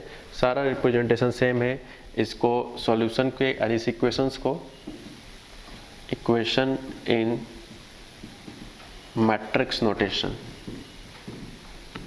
तो मैं बार बार बोल रहा हूँ कि जे एडवांस में खास तौर पे इस तरह से तो सभी कर लेते हैं, लेकिन मैट्रिक्स नोटेशन के फॉर्म में जब आता है तो लोग थोड़ा पता ना क्यों कंफ्यूज रहते हैं। मैट्रिक्स नोटेशन अभी भी सेम है जैसा कि पिछले नॉन होमोजीनियस में हमने सीखा था, बट यहाँ पे जो रूल आएगा वो थोड़ा सा डिफरेंट टाइप में आएगा, वो सब कुछ हम लोग यहाँ पे सीखते हैं, ठीक है। कुछ नए नए टर्म्स आएंगे जो कि आपको डिटरमिनेंट में तो पढ़ाया गया है, मैट्रिक्स में जस्ट हम लोग अभी पढ़ेंगे, ठीक है। इसको आप अच्छे से नोट कर लो। अब हम लोग आगे बढ़ते हैं कुछ रूल्स के अकॉर्डिंग, जिस तरह से हम लोग होमोजीनियस अभी सीख रहे थे, ठीक है, जिसमें नोटिफिकेशन आपको पता चला होगा कि a इंटू एक्स यानी नोटेशन जो था a into X equal to D, जिस तरह से नॉन होमोजीनियस था same to same data, same pattern, same meaning, सब कुछ होमोजीनियस में भी होता है। लेकिन यहाँ पे कुछ नए नए नाम आ जाते हैं सॉल्यूशन के करस्पॉन्डिंग। क्या क्या नाम आते हैं आइए देखते हैं। कहा गया है rule number first, capital A जो मैट्रिक्स बना गया था वेरिएबल कोएफिशिएंट से, उसका डिटरमिनेंट निकाले और आंसर अगर नॉन जीरो आता है, ठीक है, जीरो नहीं आता है, ध्यान रहे डिटरमिनेंट है, ओके। देन यानी कि इन अदर वर्ड्स इसको हम क्या कहना चाह रहे हैं मैथमेटिकली, इस बात को हम मैथमेटिकली क्या कहना चाह रहे हैं, ए इज व्हाट, सिंगुलर या नॉन सिंगुलर, नॉन सिंगुलर। ये अब बस अंडरस्टैंडिंग के लिए बता रहा हूँ मैं, अब लिखो या ना लिखो कोई खास फर्क नहीं पड़ेगा, ठीक है। यानी कि जो ए मैट्रिक्स अगर वो नॉन सिंगुलर है तब कहोगे कि equation are consistent and solution is x equal to 0, y equal to 0, z equal to 0। यानी कि आपको अलग से ना एडजॉइंट निकालना है ना इनवर्स निकालना है, कुछ भी नहीं करना है, सिर्फ और सिर्फ आपको एक काम कर लेना है कि ए चेक कर लो कि नॉन सिंगुलर है, आप श्योर हो जाओ 100% सोल्यूशन कोई एक ही आएगा और 100% उन वेरिएबल्स के आंसर्स क्या होंगे, वो ज़ीरो। तो अब यहाँ पे एक नया डेफिनेशन बनता है, ध्यान रहिए 0 0 कब आ रहा है, जब मैट्रिक्स का डिटर्मिनेंट नॉन जीरो आता है, आई मीन टू से A is non singular matrix, तभी आप कहोगे कि जितने भी वेरिएबल्स थे उन सब के आंसर 100% आपके 0 0 0 सारे वेरिएबल आएंगे, ठीक है। अब एक नाम आता है, एक डेफिनेशन आता है, वो डेफिनेशन भी हम थोड़ा यहाँ शेयर करेंगे। किसी भी इक्वेशन को जब सॉल्व किया जाता है, कोई भी इक्वेशन, दुनिया कोई भी इक्वेशन हो, चाहे 3 वेरिएबल्स का हो, 2 वेरिएबल्स का हो, 5 वेरिएबल्स, 4 6 100, चाहे जितना वेरिएबल्स का हो, अगर उन सारे वेरिएबल्स का वैल्यू ऑलवेज 0 0 आता है, मैंने सारे बोला है, ध्यान दें, सारे, अभी ऑल वर्ड्स, सारे सब कुछ। मान लो आपके पास 5 वेरिएबल क्वेश्चंस हैं, x y z p lambda, कुछ भी मान लिया, जिनमें से हमारे पास 4 जीरो है, 1 जीरो नहीं, ठीक। हो सकता है 3 जीरो 2 जीरो ना हो सकता है 5 जीरो हो सकता है 5 जीरो ना हो। तो हम बताने जा रहे हैं जब सारे वेरिएबल के एलिमेंट्स की वैल्यू अगर ज़ीरो आता है, सारे सभी, तो इस तरह के सॉल्यूशन का एक नया नाम दिया गया है यार, वो होता है ट्रिवियल सॉल्यूशन। क्या होता है, ट्रिवियल सॉल्यूशन। तो मैं अगर आपसे पूछूंगा इसके डेफिनेशन ऑफ ट्रिवियल सॉल्यूशन क्या है, तो आप क्या कहोगे, it is the all value of variables is equal to 0, यानी कि सारे वेरिएबल के आंसर्स अगर 0 आते, सारे बोल रहा हूँ ध्यान रहे, सभी के सभी जितने वेरिएबल आपके पास अवेलेबल है वो सारे 0 आते हैं। तो इस तरह के सिस्टम में हम लोग ट्रिवियल, हालांकि हम 3 वेरिएबल्स के लिए पढ़ा रहे हैं, लेकिन ये जो नाम है वो इन फ्यूचर आप 4 वेरिएबल्स में भी स्टडी करोगे, 5 वेरिएबल, 6 वेरिएबल, 7 वेरिएबल तक, उन सारे जगहों पे ये नाम हमेशा सेम रहेंगे। आई होप आपको मेरी बातें लंबे समय तक याद रहेगा। ठीक, आगे बढ़ते हैं। If determinant of A equal to 0, इसका क्या मतलब है कि हम ए को क्या कहना चाह रहे हैं, सिंगुलर या नॉन सिंगुलर? सिंगुलर। ये यार बस मैं अपने तरफ से लिख के दिखा रहा हूँ, आपको ज़्यादा नहीं जरूरी कि लिख के देखो। If determinant of A equal to 0 यानी कि A is singular matrix, then equation are consistent with infinite solution, यानी बहुत सारे सोल्यूशन आएंगे, आप उसको गिन नहीं सकते हो, एग्जैक्ट नहीं बता पाओगे, यही आएगा। ठीक है, इनफाइनाइट। तो इस तरह के सिस्टम में हम लोग इसको नॉन ट्रिवियल सॉल्यूशन कहते हैं। क्या कहते हैं? Non trivial. यानी कि mod A, this is determinant of A equal to 0 यानी A is singular, then equation are consistent तो रहेगा, लेकिन इस केस में जो सॉल्यूशन आएगा वो एक नहीं बल्कि इनफाइनाइट आएगा। ठीक, अब बात करते हैं कि अगर इनफाइनाइट आएगा तो यार एक्स वाई जेड की वैल्यू कैसे निकालेंगे? तो उसके लिए मेथड बनाया गया कि आपके पास जो 3 वेरिएबल्स है एक्स वाई जेड, इन तीनों वेरिएबल्स में से किसी एक को कुछ मान लिया करो, some another constant, just like lambda मान लो, के मान लो, पी डेल्टा जो मानना मान लो। ठीक है, कोई भी एक, मैं नहीं कह रहा हूँ कि एक्स को मानो, आपकी इच्छा वाई मानो, जेड मान लो, आप कोई भी एक मान सकते हो प्लीज़। ओके, अब यहाँ पे देखो, मैंने यहाँ पे माना है एक्स को, आप चाहो तो कॉपी में वाई इक्वल टू के मान सकते हो, ये आपका डिसीजन है। ठीक है, तो चिंता नहीं करना है कि क्या आंसर आएगा, तो आंसर भी उसी फॉर्मेट के पूछे जाते हैं। तो x इक्वल टू के, चिंता, इस तरह के क्वेश्चन जनरली एग्जाम में तो फिलहाल कंपटीशन लेवल पे फिलहाल नहीं आते। ठीक, इस फॉर्मेट के वो जल्दी ये वाला मैच करता है खासतौर पे होमोजीनियस के केसेस में, और इसी जगह से मैक्सिमम क्वेश्चन जे मेंस में आया हुआ है और एडवांस में भी। ठीक है, तो पुट x इक्वल टू के, अब उन तीनों इक्वेशन में से किसी में भी एक x सीधा के पुट कर दो, तो बताओ क्या उन तीनों इक्वेशन में अब x कहीं दिखेगा क्या?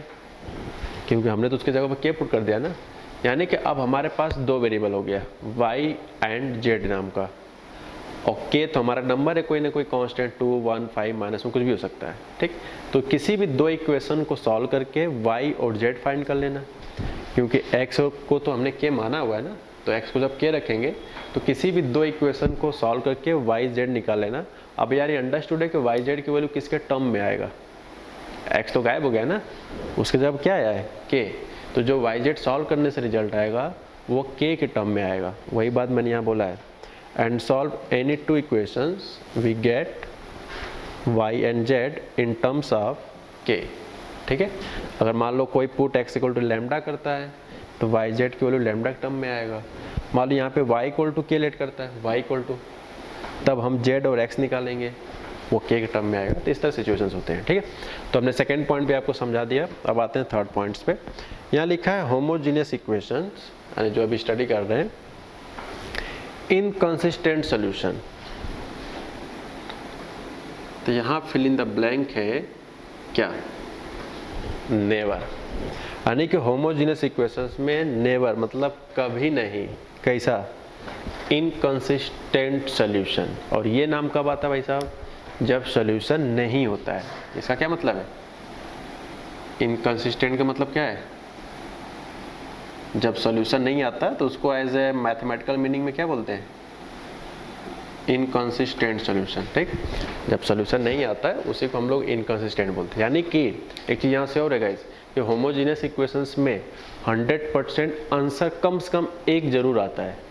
एग्जैक्टली एक आ भी सकता है, एक से ज़्यादा भी आ सकता है, लेकिन ऐसा कोई केस नहीं होगा कि सॉल्व करने से सॉल्यूशन ही ना आए। तो वही ये मैं थर्ड पॉइंट्स आपको लिखवा रहा हूँ। ये सिर्फ और सिर्फ होमोजीनियस इक्वेशंस में, इस बात का ध्यान रहे, हो याद हो गया होगा, नोट कर लो। नाउ स्टार्ट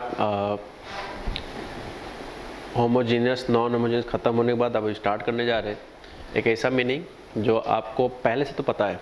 ओके, तो गाइज ये वो लोग ना देखें जो लोग कंपटीशन वाले हैं। हाँ, अगर आप एकेडमी लेवल पे हो तो इसको आपको जरूर देखना है, क्योंकि एग्ज़ाम में आपके क्वेश्चंस इस नाम को देकर ही पूछा जाता है, तो इसलिए। ठीक है, तो क्या पढ़ रहे हैं आप देखो, यहाँ पे लिखा है inverse of A matrix by using elementary methods.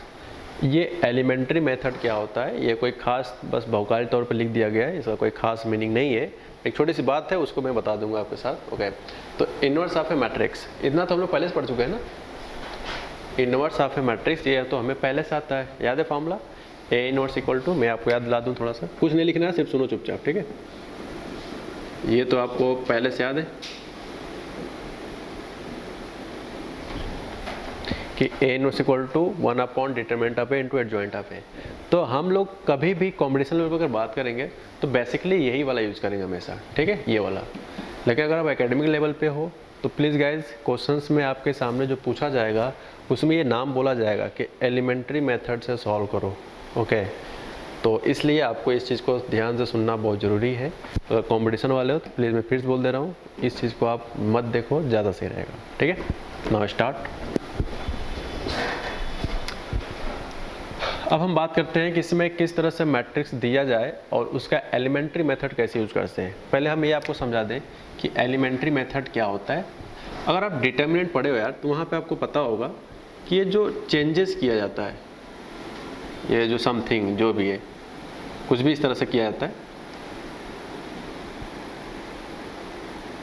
कुछ भी इस तरह से जो चेंजेस किया जाता है, ये हमने बड़े अच्छे से आपको वहाँ पे पढ़ाया था डिटर्मिनेंट में। अगर आप डिटरमिनेंट नहीं पढ़ो तो प्लीज़ आगे पढ़ लो। ठीक है, कि इस तरह से ट्रांसफॉर्मेशन हम लोग वर्क करते हैं। ठीक, तो अगर आप रो वाइज डिसाइड किए हो तो सिर्फ रो से रिलेटेड होगा, अगर आप कॉलम वाइज डिसाइड किए हो तो ये कॉलम वाइज होगा। तो इस तरह जो डिज़ाइनिंग लिखी जाती है ना, रो से चेंजेस, कॉलम को इससे चेंजेस समथिंग, तो इसी प्रोसेस को हम यहाँ पे एलिमेंट्री मेथड बोल रहे हैं। ठीक है, आई होप आपको एलिमेंट्री मेथड समझ में आ गया होगा कि मैं क्या कहना चाह रहा हूँ। ऐसा नहीं कि दो ही लिखा जा सकता है यार, बहुत सारे हो सकते हैं इसे। मान लो ये हो गया, कुछ भी,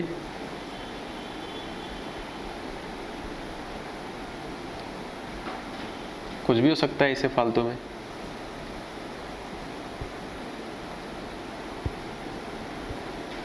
ठीक है, ऐसे बहुत सारे नंबर हो सकते हैं, लिखना नहीं है, सिर्फ सुनो आप। ठीक है, ऐसे बहुत सारे एग्जाम्पल्स आगे भी हो सकते हैं। ठीक है, बहुत सारे एग्जाम्पल हो सकते हैं। ये सारी बातें हमने आपको डिटर्मिनेंट के साथ शेयर किया था। ठीक है, तो ठीक है गाइस, तो इस तरह के जो प्रोसेस हम लोग वर्किंग करते हैं, अगर आप क्वेश्चन किए होंगे डिटर्मिनेंट में तो इस तरह का आपको कई सारे जगह पे रिप्लेसमेंट देखने को मिला होगा। उसी चीज़ को मैट्रिक्स में हम एलिमेंट्री मेथड का नाम दे रहे हैं। ठीक है, बाकी सब कुछ सेम है, nothing to change anyway.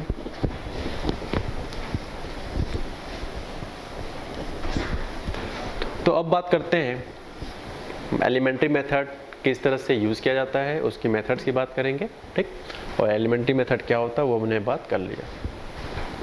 Method is use row method, use row method. Row method का मतलब है कि यहाँ पे जो एलिमेंट्री मेथड यूज करेंगे, यानी जो चेंजेस करेंगे वो रो के अलोंग करेंगे, सिर्फ और सिर्फ रो के अलोंग।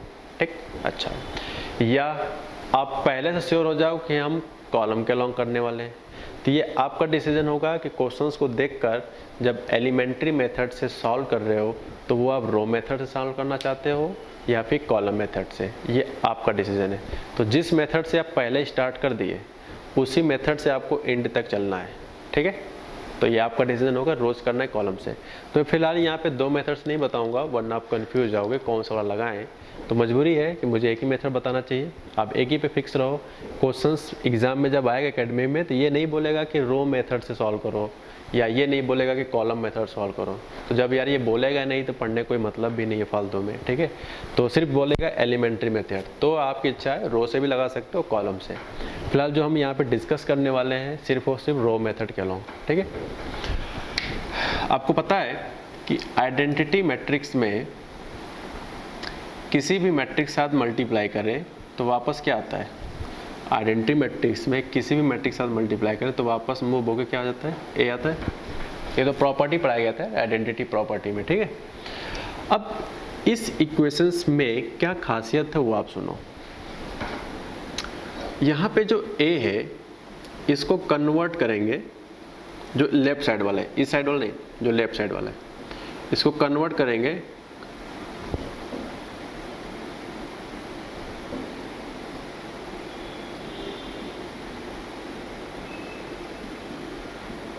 किस चीज में, इस A वाले मैट्रिक्स को कन्वर्टेड टू आइडेंटिटी मैट्रिक्स, ठीक है। इस वाले मैट्रिक्स को हम लोग आइडेंटिटी मैट्रिक्स में कन्वर्ट करेंगे। तो अगर इधर कन्वर्ट करेंगे तो अंडरस्टूड है मैट्रिक्स दोनों तरफ है ना, तो चेंजेस तो दोनों तरफ होगा। तो जो ये चेंज होगा आइडेंटिटी, ये उसी वे में ये भी चेंज होगा। भाई अगर इधर लगा रहे हो, दोनों तरफ मैट्रिक्स लगा पड़ा है, तो अगर इधर ट्राई कर रहे हो तो आई भी तो चेंज होगा उसी हिसाब से। तो जब जिस प्लेस पे ए आइडेंटिटी बनेगा, जिस प्लेस पे, जैसे यहाँ पे हमने एलिमेंट्री मेथड लगाते हैं, क्या आइडेंटिटी बन गया, तो उसके करस्पॉन्डिंग जो इस जगह पे बनेगा चेंजेस करने के बाद, वही कहलाता है हमारा ए इनवर्स।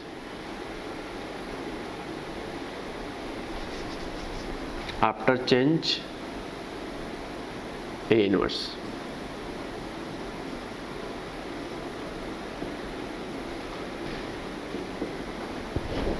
थोड़ा सा मुझे डिजाइनिंग में इस तरह लिखना पड़ रहा है क्योंकि ये थोड़ा सा अच्छी बात है, एक ही जगह पे अच्छे से क्लियर होता है, इसलिए थोड़ा मैं इस तरह से लिख रहा हूँ अजीब टाइप का, ठीक है। मैं एक बार फिर रिपीट करता हूँ। आपको कोई क्वेश्चन दिया जाएगा एक नाम का मैट्रिक्स, उसमें हम सिर्फ रो मेथड यूज करेंगे, ठीक। कॉलम मेथड भी होता है बट हम लोग नहीं करेंगे। तो ए मैट्रिक्स में कन्वर्ट टू आइडेंटिटी मैट्रिक्स, तो हमारा मेन टारगेट होगा कि लेफ्ट साइड जो मैट्रिक्स है जो आपको दिया है कैपिटल ए इक्वल टू, उसको आप पहले कन्वर्ट करो टू आइडेंटिटी मैट्रिक्स। कन्वर्ट करने का तरीका क्या क्या होता है हम उसको एग्जाम्पल के थ्रू समझेंगे। अभी सिर्फ आप इतना याद रखो, कन्वर्ट करते हैं किस में, करते हैं आइडेंटिटी मैट्रिक्स में, ठीक। तो जब इसमें एलिमेंट्री मेथड यूज करेंगे तो उसी वे में आई में भी चेंज होगा, ठीक। तो जो आई में चेंज होगा, तो जिस स्टेप पे ये कन्वर्ट हो चुका होगा आइडेंटिटी मैट्रिक्स में, तो जो इस जगह पे चेंजेस हुआ होगा उसी को हम लोग क्या कहेंगे, ए इनवर्स। यही रूल है, दैट्स इट, फिनिश नाउ, ठीक। तो गाइस अब हम लोग को आगे बढ़ना चाहिए कि क्या क्या स्टेप यहाँ पे फॉलो करना है। तो मैं क्वेश्चन थ्रू आपको समझाना चाहूँगा, मैं इसको इरेज करता हूँ।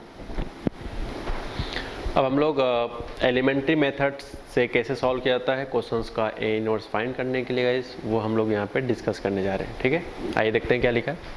कहा गया find the A inverse of the matrix by using elementary method transformation. आपको एलिमेंट्री मेथड से ट्रांसफॉर्म करके ए मैट्रिक्स का क्या फाइंड करना है, ए इनवर्स, ठीक है।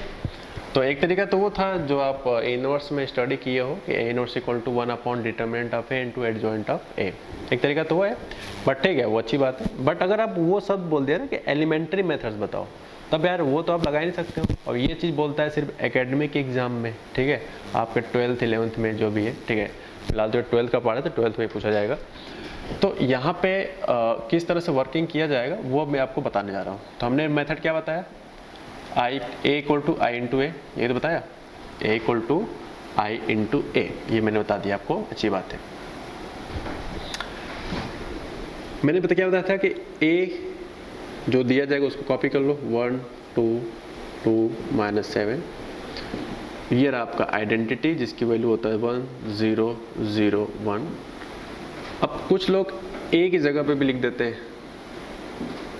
ये वाला, तो मैं कह रहा हूँ कि लिख के आप कुछ खास फायदा थोड़ी पाओगे। क्या कहना चाहो सुनो, मान लो ए लिखते भी हो इसको दोबारा, तो इसके मल्टीप्लिकेशन से वापस यही आएगा, वो आना भी चाहिए क्योंकि आइडेंटिटी का एक साथ मल्टीप्लाई करेंगे तो ए ही रहेगा, समझ रहे हैं आप, ओके।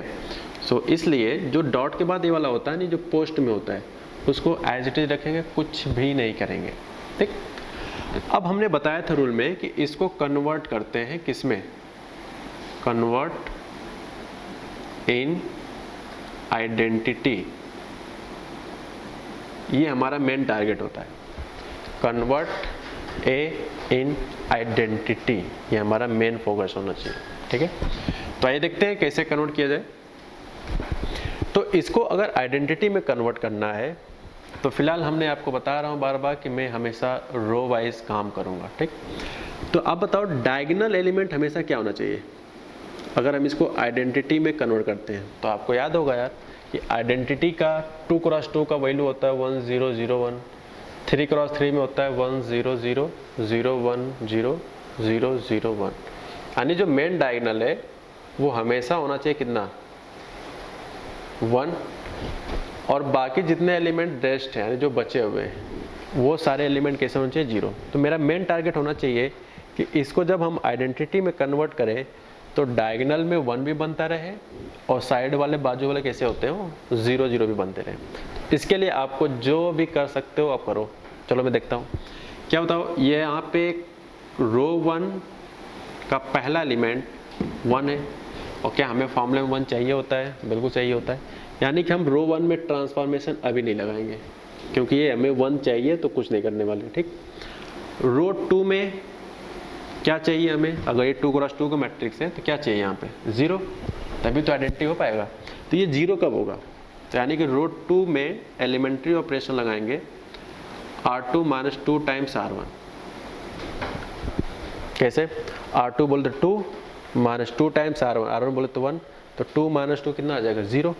तो देखो 0 बना दिया, 1 0 2, और यहाँ पे चेंज हो जाएगा आपका -7 -4 -11।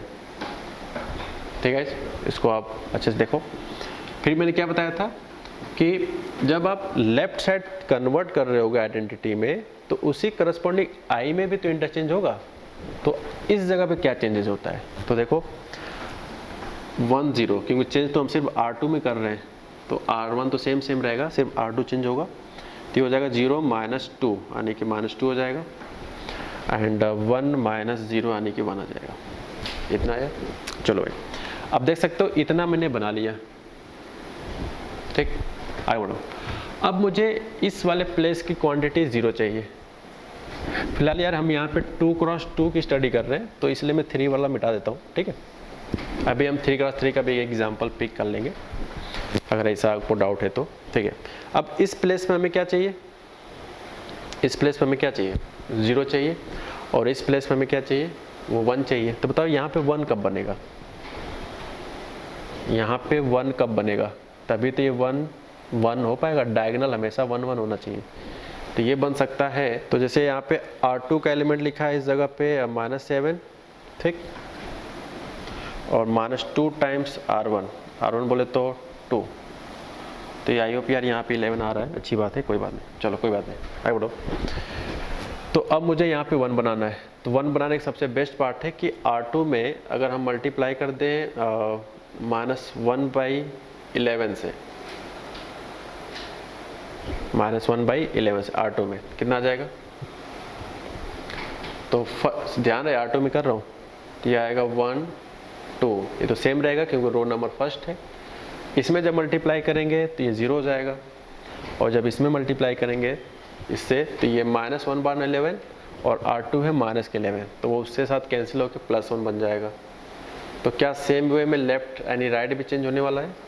चलो गाइस राइट चेंज करते हैं, 1 0, तो इसमें मल्टीप्लाई करेंगे इससे तो ये हो जाएगा 2/11, और 1 साथ मल्टीप्लाई करेंगे तो आएगा -1/11, ठीक है। इसको आप अच्छे से नोट कर लो क्योंकि 1 1 0। अब मेरा नेक्स्ट स्टेप्स होगा इस वाले प्लेस को क्या बनाना, 0 बनाना, ठीक है। तो देखते हैं इसके लिए मुझे क्या करना चाहिए, नोट कर लो। ओके, अब इसके बाद ट्रांसफॉर्मेशन लगाते हैं। तो देखो 1 1 0 हो गया। अब इस प्लेस को हमें 0 बनाना है तो उसके लिए क्या करना चाहिए, R2 को रिप्लेस कर दें, अगर सॉरी R1 को फर्स्ट को चेंज करना है ना, यहाँ 0, R1 रिप्लेस कर दें अगर R1 - 2 टाइम्स R2, तो देखो क्या आता है लेफ्ट साइड। तो इसमें चेंजेस क्या होगा, R1 है 1 - 2 टाइम्स R2, ये 0, तो 1 - 0 हो जाएगा 0। यहाँ पे 1 - 0 है ना, तो 1 - 0 घटाएंगे तो 1 आएगा। ओके, यहाँ पे क्या जाएगा, R1 है आपका 2 - 2 टाइम्स R2 यानी कि 2 - 2 0। चेंज सिर्फ R1 में हो रहा है तो आपके जो बाकी के 2 एलिमेंट्स हैं वो सेम होने वाले हैं यानी कि R2 वाला। सेम वे में हमने बताया था राइट हैंड साइड में चेंज होता है, तो राइट साइड क्या चेंजेस होगा, R1 बोले तो ये -2 टाइम्स, यानी कि 2 2 जा 4/11, यानी कि 1 - 4/11।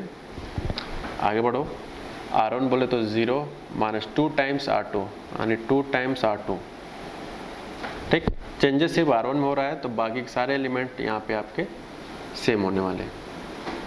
ठीक है, और इनटू में क्या है, इनटू में अपने पास क्या अवेलेबल है, A।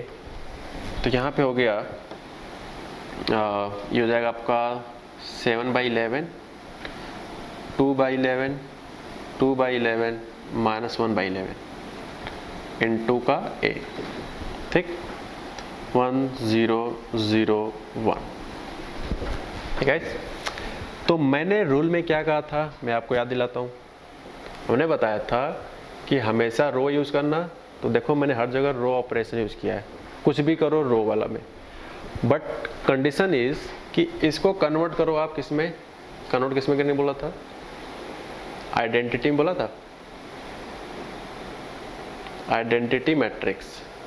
तो जब ये कन्वर्ट हो जाएगा आइडेंटिटी मैट्रिक्स में, तब जो यहाँ पे चेंजेस मिलेगा, यहाँ पे जो चेंजेस होगा वही कहलाता है, जब ये आइडेंटिटी बन जाएगा तब जो यहाँ पे होगा वही कहलाएगा A इनवर्स।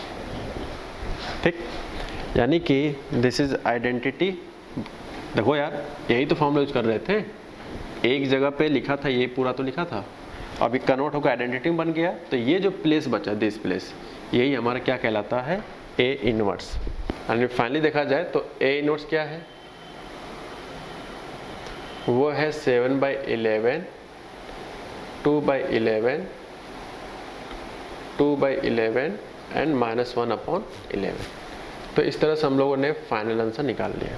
ठीक, तो ये तो यार फिलहाल 2x2 का था, तो थोड़ा सा लेंदी तो गया है, लेकिन सोचो जब 3x3 के एग्ज़ाम में आएगा तो उसमें भी आपके सेम पैटर्न होगा। तो मैं सजेस्ट करूँगा कि आप इसका बुक का इस्तेमाल करो अपने एकेडमी लेवल पे। ठीक है, कॉम्पिटिशन लेवल पे ये सब नहीं पूछा जाता है। ठीक है, अब हम लोग एक लास्ट टॉपिक की बात करते हैं, जो कि इस टॉपिक के बाद हम लोग चैप्टर को पूरा मैट्रिक्स को फिनिश कर लेंगे। ठीक है, अब इसको नोट कर लो। अब हम लोग आगे बढ़ते हैं, एक नया टॉपिक है जो कि लास्ट है आज के लेक्चर का, लिखा है ट्रेस ऑफ ए। ठीक है, ट्रेस ऑफ ए, ट्रास भी कह सकते हो। ट्रास ऑफ ए मतलब एक कोई मैट्रिक्स है, उसका ट्रास का क्या मतलब होता है, ये शब्द जब तक क्वेश्चंस में नहीं कहेगा आपको क्वेश्चंस को सॉल्व करने की कोई ज़रूरत नहीं है गाइस। ठीक है, आगे बढ़ते हैं। इट इज़ द बेस में मैंने गैप किया है, अभी मैं फिल करूँगा क्या। तो ये है सम। क्या है सम, क्या मतलब, it is the sum of diagonal element in the square matrix. Okay, यानी जो ट्रेस होता है वो किसी भी स्क्वायर मैट्रिक्स में डायगोनल का सम होता है। और आई होप आपको पता होगा कि डायगोनल क्या होता है। ये तो होता है, इट्स रिप्रेजेंटेड बाय TRA, कई जगहों पर TRA लिखता है, या ट्रेस ऑफ ए, इस तरह से लिखने का तरीका अपना अपना। ठीक है, तो मैं पूछूं आपको कि इस एग्जाम्पल का आप ये बताओ क्या आएगा, ट्रेस ऑफ ए क्या आएगा। तो आप सिंपल बात में कहोगे क्या है, जितने भी मेन डायगोनल्स में हैं उनको आपको क्या कर देना है, ऐड 3 + 1 प्लस एलिमेंट -9 है। तो वो अलग बात है कि सॉल्व करने के बाद वो एक नेगेटिव वैल्यूज आ जाएगा। ठीक है, यहाँ पे हम लोग देख सकते हैं यार -5 हमारा यहाँ पे आंसर कहलाएगा। तो ये कोई भयानक चैप्टर नहीं है, ये बहुत ईजी चैप्टर था जिसमें ट्रेस हम लोग सीख रहे हैं फिलहाल इस टॉपिक में। ठीक है, तो ट्रेस का सिंपल मीनिंग आया कि मेन डायगोनल का जो सम होता है सारे एलिमेंट का, वही अपना यहाँ पे ट्रेस कहलाता है। तो इस तरह से हम लोगों ने इस चैप्टर्स को फिनिश किया है। ठीक, और इस सारे चीज़ अगर आपको अच्छे लगे हों तो प्लीज़ चैनल को सब्सक्राइब करें, दोस्तों के साथ शेयर करें, लाइक करना भी ज़रूर करें। ठीक है, और गूगल प्ले स्टोर जाके सुप्रीम सिस्टी का ऐप डाउनलोड कर सकते हैं, जहाँ पे आपको DPP मैट्रिक्स के मिल सकते हैं। ठीक है, अगर नहीं अवेलेबल है तो एज ए सून पॉसिबल आपको अवेलेबल करा दिया जाएगा। ठीक है, थैंक्स फॉर वॉचिंग।